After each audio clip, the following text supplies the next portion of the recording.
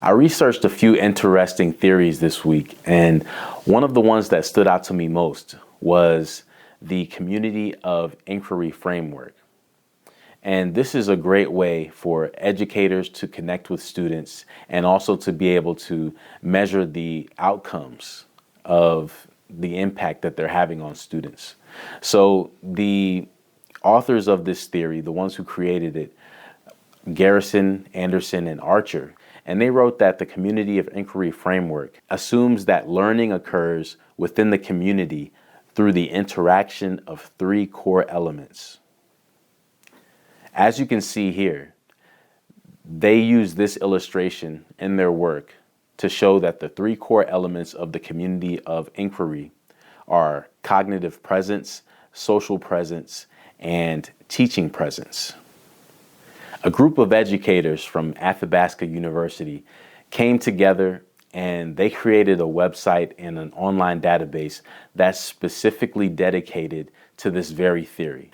And one thing that they did was they explained how all of the different presences come together. So the cognitive presence, the social presence, and the teacher presence.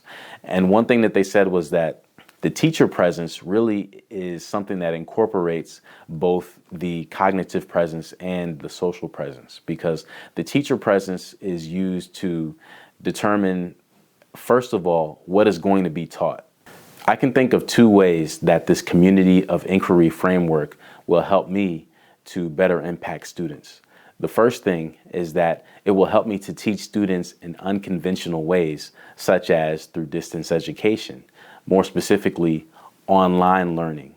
And the second thing that it can help me to do is it can help me to not only establish, but also to measure the goals and outcomes that I have for the students, to make sure that I'm teaching them effectively, and also to make sure that they're retaining the information that they're supposed to be retaining. And so I think that this is an excellent theory. I agree with the premises behind it, and I think that this is something that all educators should implement in order to more effectively teach their students.